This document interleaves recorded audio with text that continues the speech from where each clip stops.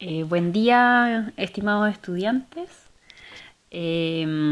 Vamos a comenzar con la clase número uno, que un poco buscamos introducir a lo que es el liderazgo y a lo que es el manejo de grupo, hablando un poco de sociología, de cómo se han formado los grupos a través de la historia, a través de las distintas etapas de nuestra historia humana, como sociedad humana.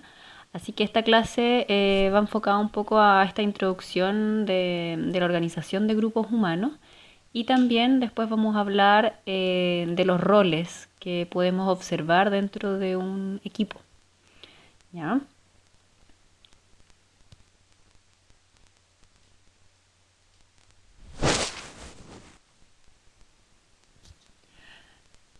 Con respecto a la historia de la organización en grupos humanos, em, vamos a ver distintas características principales, ¿ya? Explicando cada una de estas etapas de la historia humana, ¿ya? Para que vayamos viendo cómo desde ya la prehistoria los humanos nos estamos organizando como grupos, donde prevalece un líder, donde hay distintos roles para poder buscar la sobrevivencia, la adaptación al lugar en el cual nos vivimos y nos estamos desempeñando. Entonces vamos a comenzar con la prehistoria y con respecto a la prehistoria lo que podemos hablar sobre este tema es que bueno, existen distintas teorías acerca de cómo el hombre eh, se manejó en esta etapa de la historia.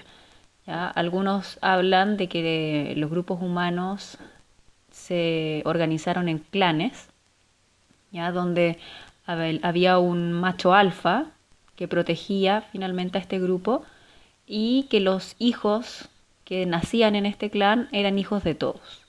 Entonces ahí podemos ver los valores de cooperación, de solidaridad por cuidar finalmente a los hijos de todos. Pero que sí existía un macho alfa, que finalmente era el protector, y que podemos intuir también el que ayudaba a organizar un poco el grupo, desde donde podían ir a recolectar frutos, donde podían ir a cazar animales. Entonces, esta es una de las teorías de la prehistoria. También hay otros científicos que postulan que el hombre se organizaba por clanes también, pero que no existía una solidaridad entre clan y clan, sino que existía más bien una agresividad y una lucha por conseguir distintas tierras, pelearse la alimentación. Entonces existía un poco de lucha contra los otros clanes, ¿ya? Pero también hay otros científicos que hablan de que existía una colaboración entre clanes y que todos los clanes finalmente intercambiaban frutos que recolectaban o se colocaban de acuerdo para lo que hablábamos al principio, sobrevivir y adaptarse al momento donde vivían, donde habían muchos depredadores, y no, la vida no era como la que conocemos ahora. O sea, ellos vivían netamente con, con todos los animales vivían mezclados, el ser humano y los otros animales. ¿Ya? Así que hay científicos que postulan que había solidaridad entre clanes. ¿Sí? En las sociedades antiguas podemos ver que apareció la agricultura, ¿ya? Donde eso ayudó a que no fueran tan nómades los grupos, o sea, no se trasladaran tanto para querer lograr una recolección de frutos, de comida o de encontrar animales para cazar, sino que más bien empezaron a domesticar animales y a desarrollar la agricultura, ¿ya? O sea, tener plantas cosechadas y sembradas en un sitio donde ellos vivían, a la orilla de un río. Entonces eso permitía que estuvieran más asentados. Eh, Esto también permitió de que los clanes se organizaran de una manera diferente, eh, en donde también había intercambio de alimentos con otros clanes y así se empezó también a desarrollar la sociedad. Em, Cambiando de etapa, las primeras sociedades, aquí podemos ver que apareció distintas clases sociales, ¿ya? Donde las clases sociales más de bajos recursos económicos o de bajos recursos materiales realizaban un trabajo más de esclavitud, más un trabajo físico, y los humanos que estaban siendo parte de, de grupos un poco con más recursos materiales, ellos tenían la oportunidad de realizar trabajos más al arte, al teatro, etcétera. ¿Sí? Entonces aquí también empezamos a ver que existen otras organizaciones que ya no netamente se unían por un tema de alimentación, sino que existían otros grupos que se empezaban a unir por la tecnología, por el arte, por el teatro, etcétera. En la sociedad de la Edad Media pues, hubo en décadas hubo muchas muertes, hubo mucha hambre en Europa por la invasión bárbara. Entonces no hubo muchos avances en temas sociales, ya de organización social. Así que fue una etapa bien cruda en temas de hambruna, pobreza y muerte. ¿Ya?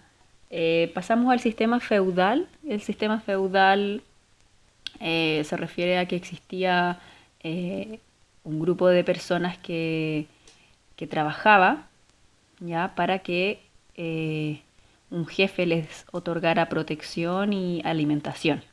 ¿Ya? Ese es el sistema feudal. Y aquí también se empezaron a organizar los grupos. En la ilustración, empezó a aparecer la ilustración, empezó a aparecer también la revolución industrial. Y en la revolución industrial empezó a aparecer también grupos de trabajadores que trabajaban por un dinero, a cambio de dinero.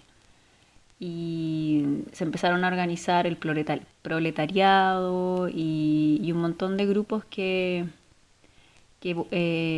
buscaban finalmente el tener un trabajo asalariado, o sea, con salario. Y finalmente podemos hablar un poco de lo que es la sociedad actual, el siglo XX hasta la actualidad. Y aquí podemos ver de que, bueno, es las décadas donde más ha avanzado el tema de la tecnología, del capitalismo. Y ahí podemos un poco decir de que el capitalismo ayuda a desarrollar el tema económico, ¿ya? Pero a la vez también el individualismo. Entonces se observa frente a la mirada de los sociólogos que el individualismo es una de las cosas que el capitalismo trae consigo. Existe cooperación, sí, pero de una manera distinta a como era finalmente en la prehistoria, que no existía este poder económico que rige mucho de lo que tenemos actualmente. También, aparte de tener muchos avances en nuestras décadas, hasta la actualidad, en el siglo XX, también ha existido mucha sangre, muchas matanzas, como las guerras mundiales, etcétera. Entonces, estas sociedades en la actualidad también, aparte de traer muchos avances, también han tenido este lado B. Y bueno, y en resumen un poco hablar de que en cualquier época de la historia humana, siempre los grupos se unen principalmente por los descubrimientos, por la agricultura, la forma de obtener alimentos, las creencias, los valores, eh, y bueno, un montón de otras cosas que ayudan a organizar grupos, a formar grupos. ¿Ya?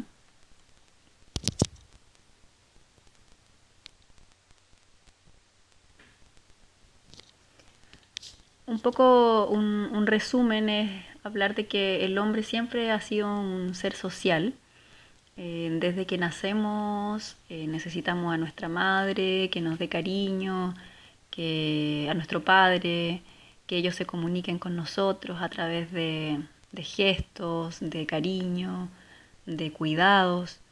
Después, cuando empezamos a crecer, ya necesitamos más estímulo, necesitamos a la abuela, necesitamos a tener amigos, también necesitamos socializar con otros niños para poder aprender cuáles son los comportamientos sociales, los deberes, los límites que tenemos como sociedad.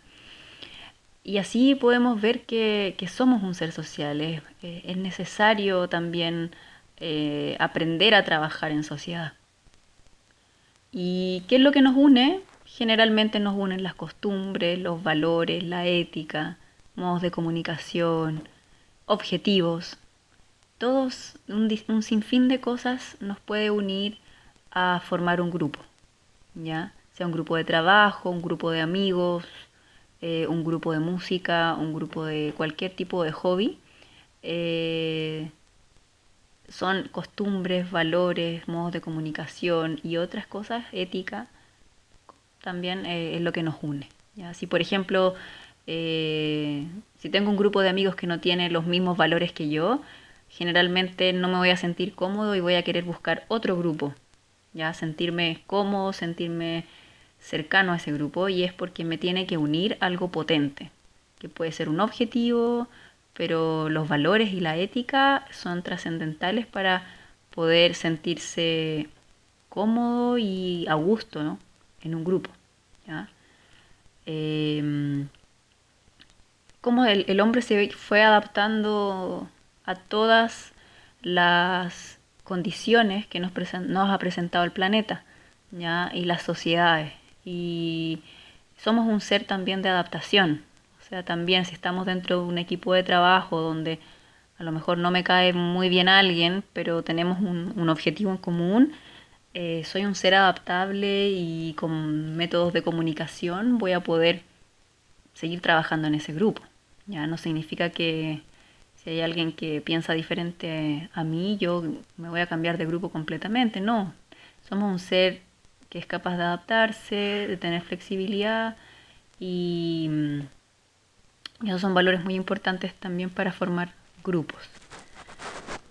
Y bueno, hemos estado en constante cambio a través de la historia. Ahora con la pandemia también podemos ver que es otra adaptación que todos hemos tenido que adoptar de un nuevo estilo de vida, en cambiar nuestras rutinas, cambiar nuestros tiempos, tener tolerancia y un sinfín de cosas que hemos tenido que todos adaptarnos a este nuevo escenario de este nuevo año.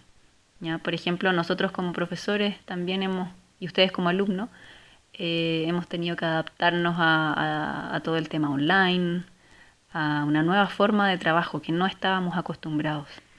Así que somos seres de adaptación y podemos hacerlo con convicción, podemos hacerlo.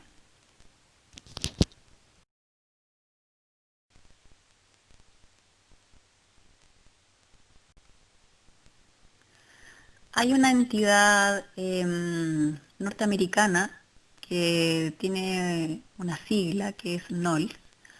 Esta sigla significa National Organization Leadership School.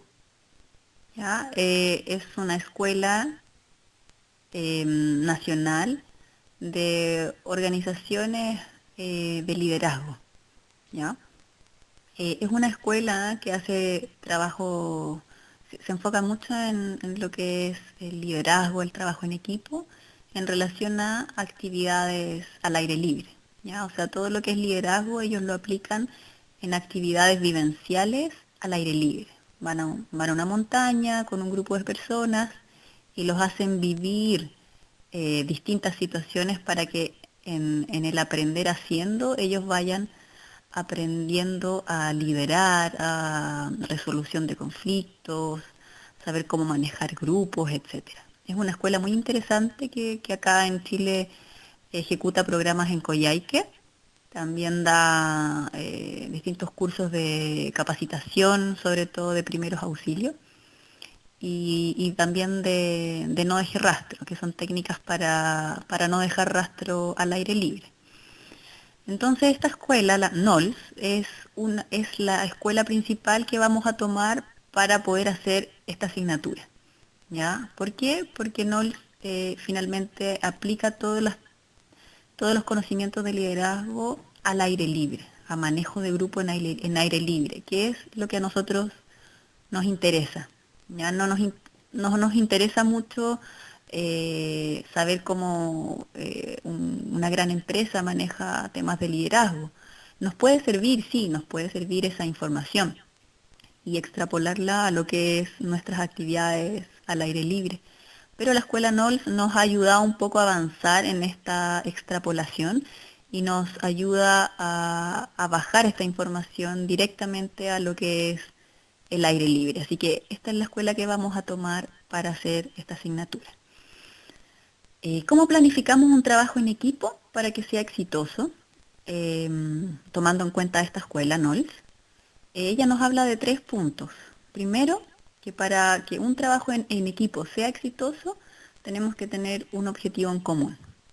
Un objetivo en común que todos estemos de acuerdo con querer cumplir, que nos mueva las emociones, nos mueva las sensaciones y todos estemos motivados por querer llegar y cumplir ese objetivo.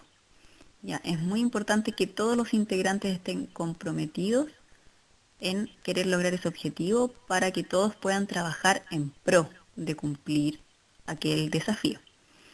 ¿Qué pasa con nuestros objetivos personales? Cada persona de un equipo de todas maneras tiene objetivos personales, ¿ya? Por ejemplo, somos un equipo, un grupo curso, nuestro objetivo común puede ser subir a la cumbre del volcán Villarrica, pero los objetivos personales de cada uno también existen, ¿ya? Por ejemplo, a lo mejor uno de ustedes quiere subirlo en menos de 4 horas, a lo mejor el otro quiere subirlo sacando fotos, observando la naturaleza. Otra persona lo quiere subir, pero ir estudiando un poco de vulcanología. Otra persona lo quiere subir solo para subir fotos a redes sociales, sacar buenas fotos y así. Cada uno de los integrantes de un equipo también tiene objetivos personales. Y es muy importante que esos objetivos personales se tomen en cuenta, ¿ya? Pero que no sea lo que rija finalmente el trabajo en equipo. Lo que rige es un objetivo común.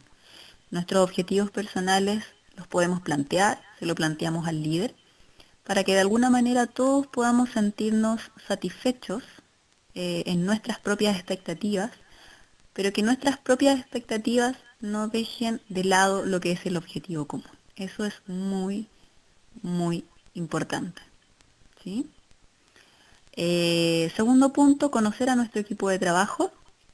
Si conocemos primero nos conocemos a nosotros mismos, ya como individuos, conocemos nuestros puntos altos y nuestros bajos, que significa que nuestros puntos altos son nuestras cosas que nosotros consideramos que tenemos potencial, que a lo mejor soy buena para comunicarme yo, para llegar a las personas, tengo empatía, y eso puede ser a lo mejor una potencialidad mía, pero también tengo que conocer mis puntos bajos, ¿ya? Que no le vamos a llamar debilidades, porque en realidad no son debilidades, sino que son puntos que no hemos desarrollado, ya que no hemos tenido quizás la oportunidad o el interés de vernos enfrentados a una situación que nos lleve a desarrollar ese punto.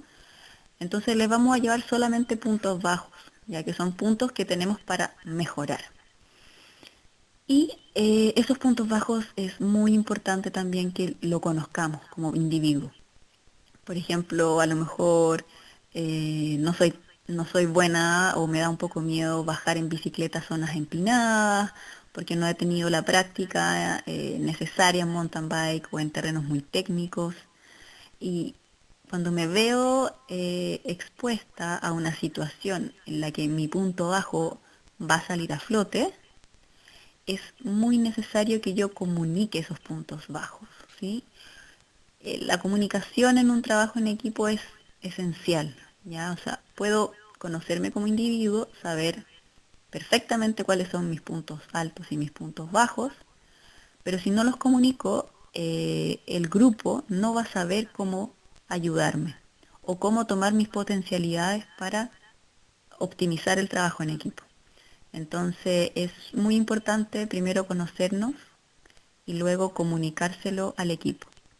Y como líder es súper importante saber manejar esta información y poder sacarle provecho a esta información y a la vez apoyar cuando hay un individuo que está en un momento donde su punto bajo está saliendo a flote. ¿Cómo puedo ayudar a ese individuo para que también eh, sea provechoso para el objetivo común y no sea finalmente un, un punto débil en llegar a nuestro objetivo común? El autoconocimiento, como decíamos, es esencial para poder tener un trabajo en equipo exitoso. Y tercer punto, tomar en cuenta los recursos que tenemos en un trabajo en equipo, sea el recurso humano, el recurso material, la cantidad de personas, el tiempo que necesito en una actividad, el tiempo que necesito para obtener ese objetivo, etcétera. Estos tres puntos son muy importantes para planificar un trabajo en equipo y que sea exitoso.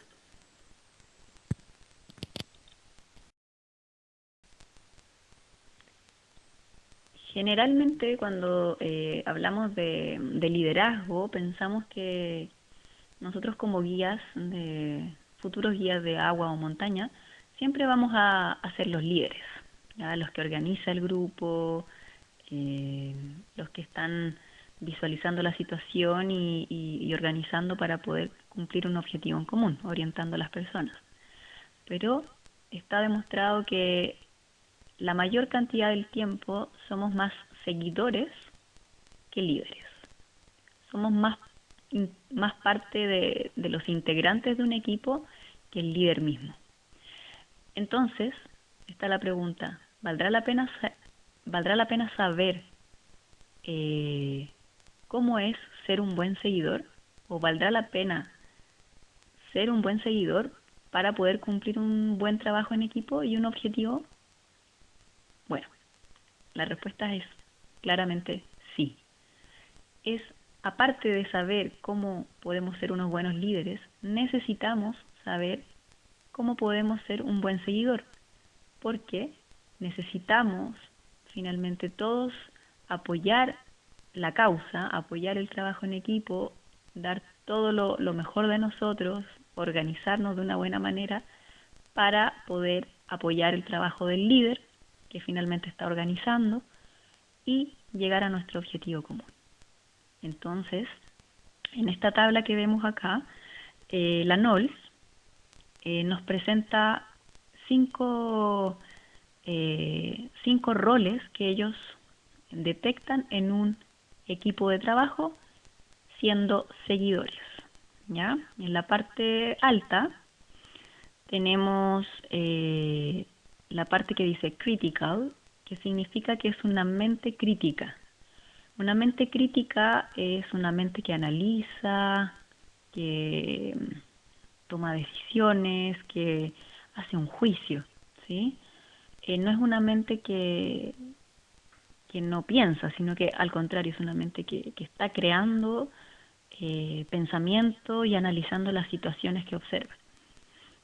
En la parte de abajo dice uncritical, que significa lo contrario, que es una mente que no piensa, ya que solo hace lo que le dicen sin dar un juicio de lo que está observando o lo que le están diciendo. O sea, no es que cree pensamiento, sino que solo ejecuta. Al lado izquierdo dice passive, que es pasivo, que es la actitud. ¿Ya? Es una actitud donde yo eh, doy mi opinión, me expreso, ¿ya? Pero en pasivo es totalmente lo contrario. No doy mi opinión y no me expreso mucho, ¿ya? Solo finalmente ejecuto, ¿ya? Lo que me dicen.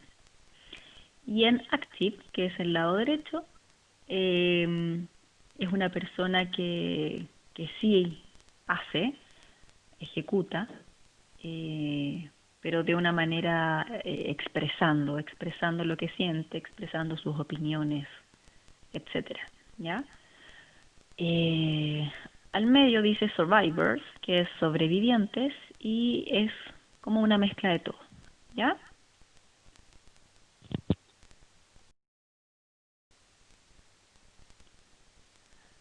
Bueno, ahora vamos un poco a definir cada integrante del equipo que observa Knowledge, ¿ya? Vamos a empezar primero con el ámbito pasivo, passive, y aquí nos vamos a referir a personas que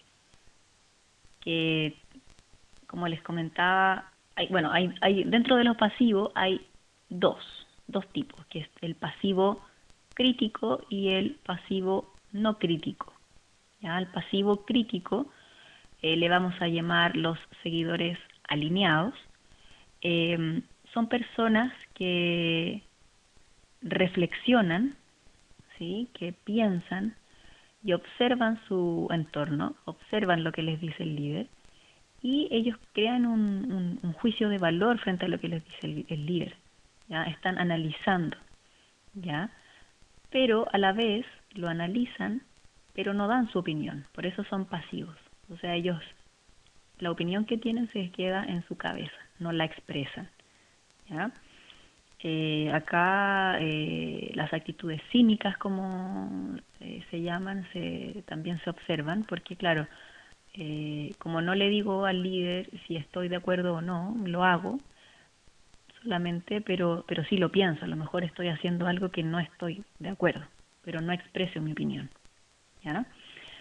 El otro rol que encontramos dentro de lo pasivo es el pasivo no crítico, que ya pasa a ser una persona que no analiza la situación, no crea su opinión, no da un juicio de valor frente a lo que le están diciendo u observando, él solo escucha y ejecuta sin pensar si eso va en pro del objetivo en común, si va pro si va de acuerdo a sus valores, a su ética, si, etcétera, ¿sí? ¿Se entiende?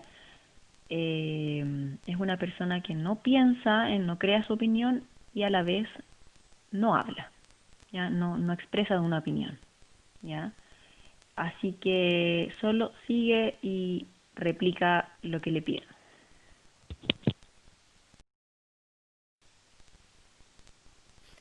Y dentro del ámbito activo, ya que es la derecha de la lámina que pudimos ver atrás, em, tenemos dos tipos de integrantes que tenemos los seguidores efectivos, effective followers, que significa que es una persona crítica, una persona que observa la situación, crea su propia opinión y a la vez esta persona sí la expresa.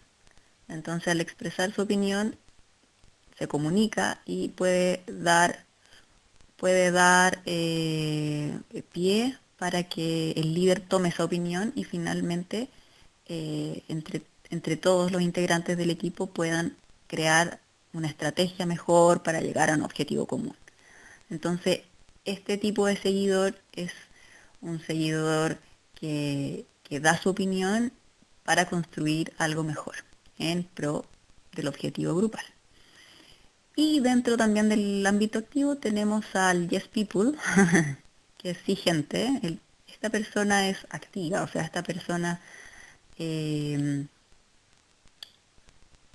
pero es una persona activa, pero no crítica.